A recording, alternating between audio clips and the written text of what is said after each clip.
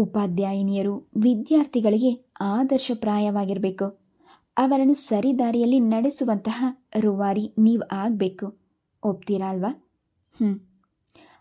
ಅದು ಯಾವುದನ್ನು ಮೀರಿ ನೀವು ನಡೆಯಲ್ಲ ಅನ್ನೋ ನಂಬಿಕೆ ನನಗಿದೆ. ನನ್ನ ಮಗಳು ನಿಮ್ಮ ಬಗ್ಗೆ ಬಹಳ ಅಭಿಮಾನ ಇರಿಸ್ಕೊಂಡಿದ್ದಾಳೆ. ಅದನ್ನು ಉಳಿಸ್ಕೊಳ್ಳೋದು ನಿಮ್ಮ ಕೈಯಲ್ಲಿದೆ. ವೇದ ಹೇಳ್ತಿದ್ರೆ ಕಲ್ಪನಾ ಅವಳ ದೃಷ್ಟಿ ತಪ್ಪಿಸಿ ಬೇರೆ ಕಡೆ ತಿರುಗಿದ್ಲು. ಮನದಲ್ಲಿ ಮೂಡಿದ ಅಳಕಿನಿಂದ ಅವಳಿಗೇನು ಪ್ರತಿಕ್ರಿಯೆ ತೋರಲು ಸಾಧ್ಯವಾಗಲಿಲ್ಲ. ವೇದ ಹೊರಡಲು ಅನುವಾಗಿ ಹಿಂದೆ ತಿರುಗಿ, ಮತ್ತೊಂದು ಮುಖ್ಯವಾದ ವಿಷಯ ಮರ್ತಿದೆ.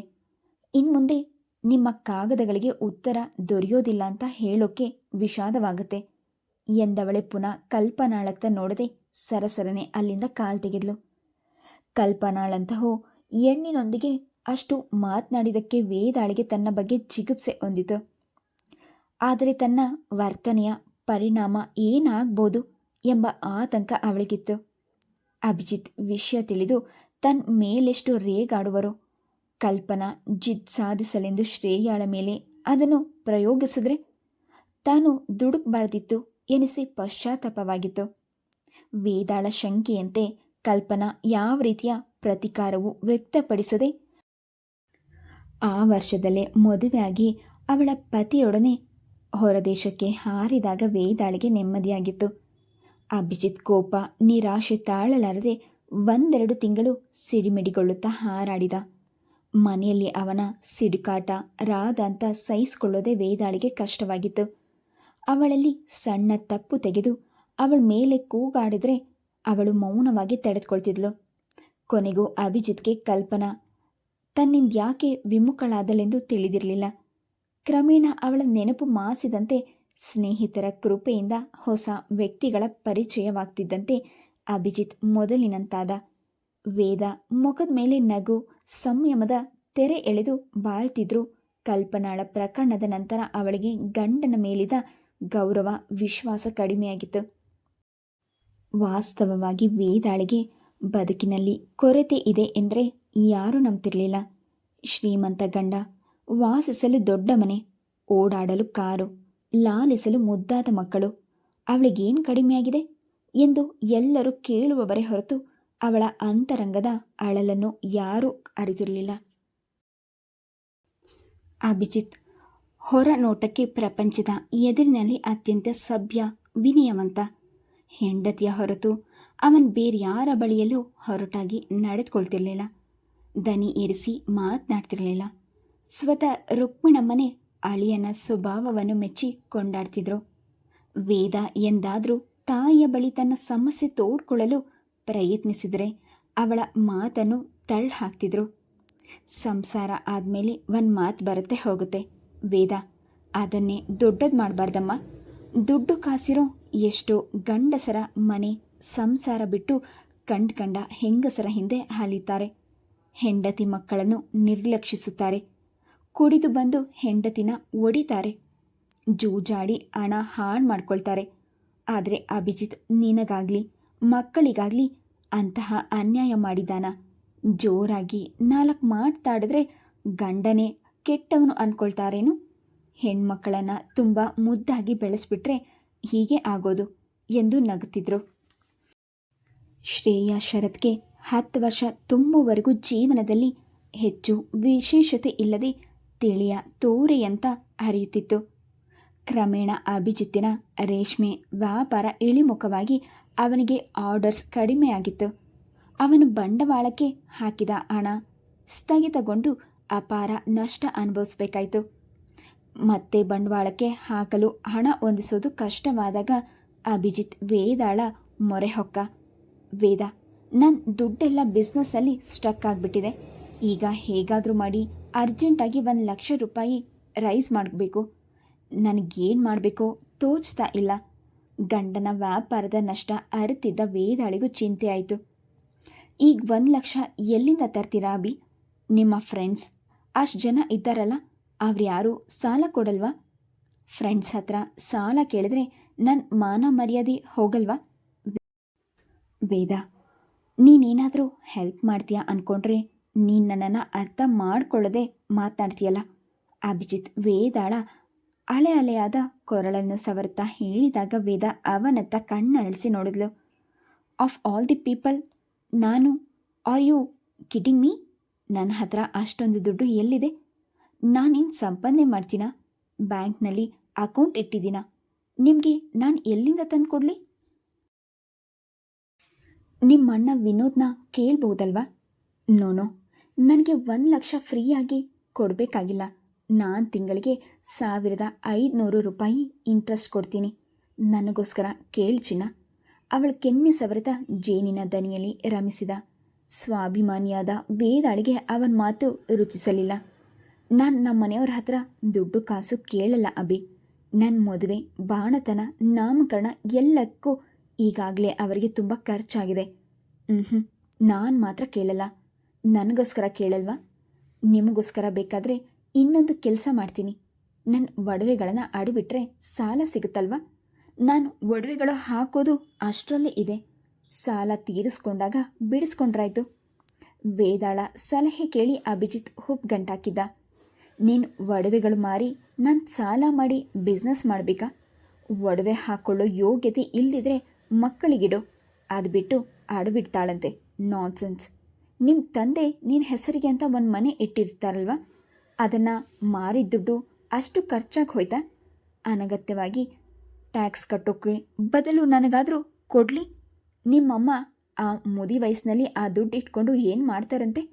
ಅದನ್ನು ಮಗಳಿಗೆ, ಅಳಿಯನಿಗೆ ಕೊಟ್ಟರೆ ಕೈ ಸವದು ಹೋಗುತ್ತಾ? ವೇದಾಳಿಗೂ ರೇಗ್ತು. ಎಲ್ಲ ನಿಮ್ಮ ಮೂಗಿನ ನೇರಕ್ಕೆ ಮಾತನಾಡ್ತೀರಾ? ನಮ್ಮ ತಾಯಿ ಈಗ ನಮಗೇನಾದರೂ ಕೊಡಲ್ಲ ಅಂದ್ರ? ಮದುವೆ ಮಾಡಿಕೊಟ್ಟ ಮೇಲೆ ನಾಚಿಕೆ ಬಿಟ್ಟು ನಮ್ಮಮ್ಮ ಅಣ್ಣನ ಮುಂದೆ ಕೈ ಚಾಚಲ್ಲ ಅಂತ ನಾನು ಹೇಳಿದ್ದೆ. ಅದರಲ್ಲಿ ತಪ್ಪೇನು? ನೋಡು, ಗಂಡನ ಕಷ್ಟ ಕಾಲದಲ್ಲಿ ಹೆಂಡತಿ ಸಹಾಯ ಮಾಡೋದು ತಪ್ಪೇನೂ ಇಲ್ಲ. ನಾಳೆ ಒಳಗೆ ನೀನು 1,00,000 ತರಲೇಬೇಕು. ಇಲ್ದಿದ್ರೆ ನಾನು ದೇಶಾಂತರ ಹೊರಟೋಗ್ತೀನಿ. ಮನೆಗೆ ಬಂದರೆ ಕೇಳು ಎಂದು ಕೂಗಾಡಿದವನೇ ಬಿರಬಿರನೆ ಸ್ಕೂಟರ್ ಹತ್ತಿ ಹೊರಟವನು ರಾತ್ರಿಯಾದರೂ ಮನೆಗೆ ಬಾರದಾಗ ವೇದ ಗಾಬರಿಯಾದ್ಲು. ಅವನ ಸ್ನೇಹಿತರ ಮನೆಗಳಿಗೆ ಫೋನ್ ಮಾಡಿ ವಿಚಾರಿಸಿದಾಗಲೂ ಅಭಿಜಿತ್ತನ ಪತ್ತೆ ಆಗಲಿಲ್ಲ. ರಾತ್ರಿ 12 ಹೊಡೆದರೂ ಅಭಿಜಿತ್ತಿನ ಸುಳಿವೇ ಇರಲಿಲ್ಲ. ಮಕ್ಕಳನ್ನು ಎಬ್ಬಿಸಿ ವೇದ ದುಗುಡದ ಹೊರೆ ಹೊತ್ತು ಕಾಯುತ್ತಿದ್ದಾಗ ಫೋನ್ ಸದ್ದಾಯಿತು. ಅಭಿಜಿತ್ ಮಾತನಾಡ್ತಿದ್ದ. ಹಲೋ ವೇದ, ದುಡ್ಡು ತರಲ್ವಾ? ನಿಂದೆ ಹಠ ಸಾಧಿಸ್ತೀಯಾ? ಆಯಿತು, 2 ದಿನ ಟೈಮ್ ಕೊಡ್ತೀನಿ.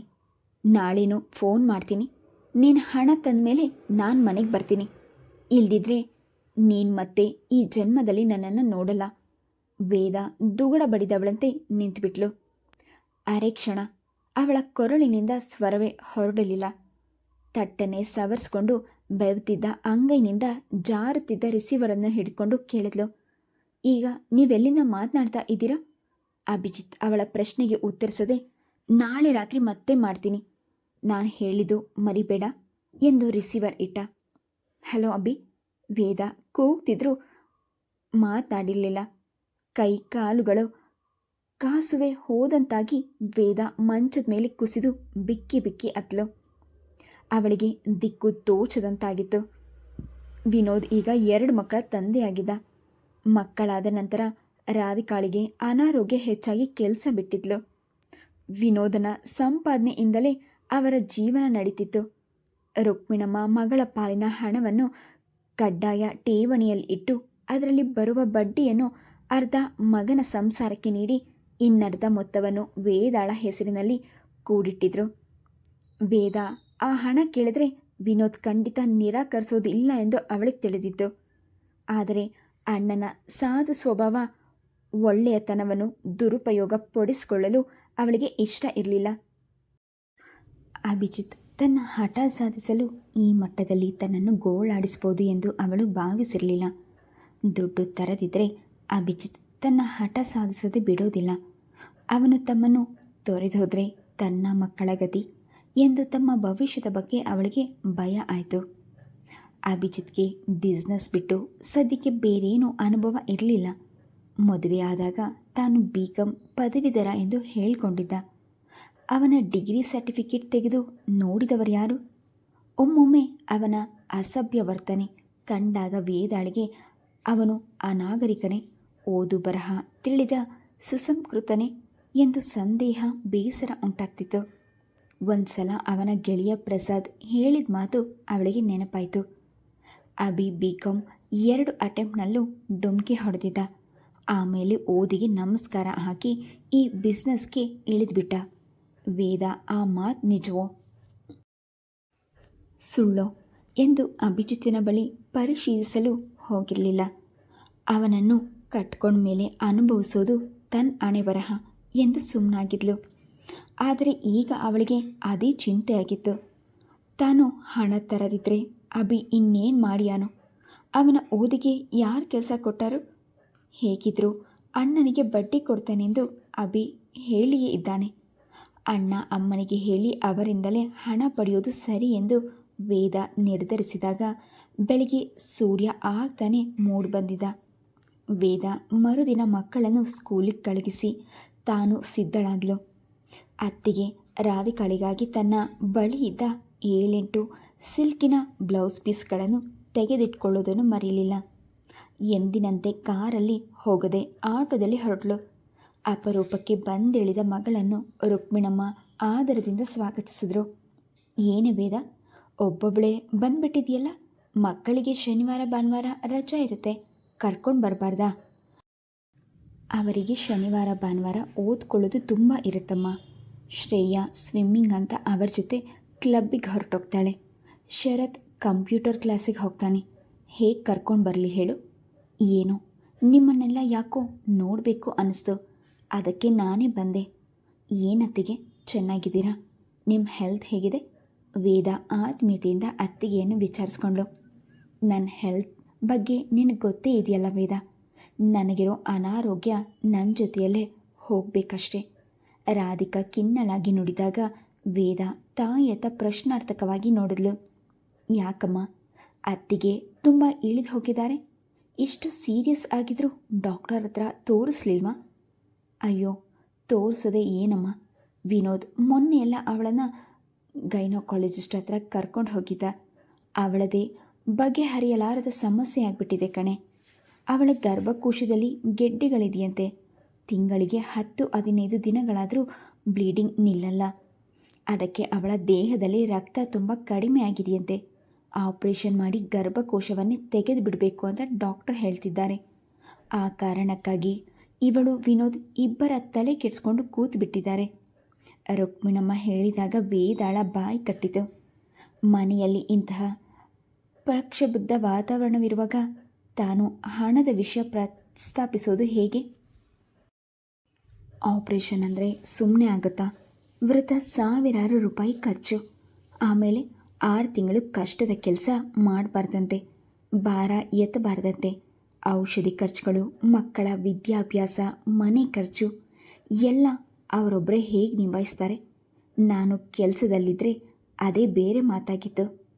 ನಾನಾಗೆ ರಿಸೈನ್ ಮಾಡಿದ್ರಿಂದ ನನಗೆ ಹೆಚ್ಚಿಗೆ ಪೆನ್ಷನ್ ಸಿಗಲಿಲ್ಲ.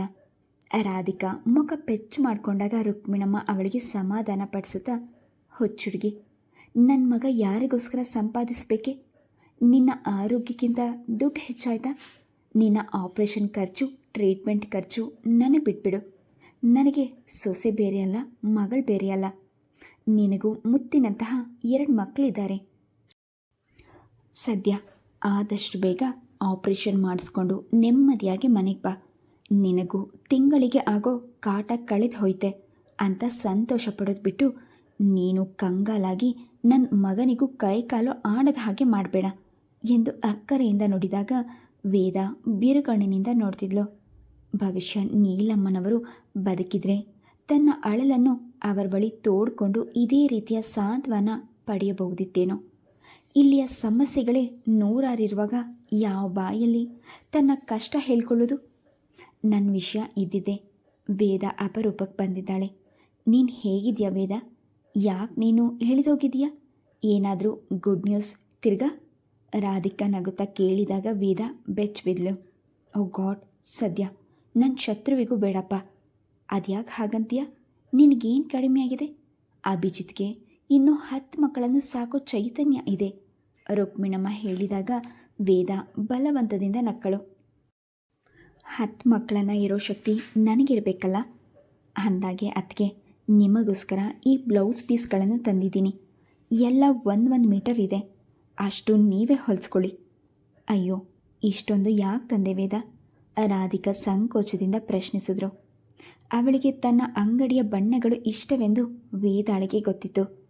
ನಾನೇನು ಅದಕ್ಕೆ ದುಡ್ಡು ಖರ್ಚು ಮಾಡಬೇಕಾಗಿದೆಯಾ ಅತ್ತಿಗೆ? ನಮ್ಮ ಅಂಗಡಿದೆ ರೇಷ್ಮೆ ಕಲರ್ಸ್. ಇಷ್ಟ ಆಯಿತಾ? Please subscribe the channel, like and share. Thank you.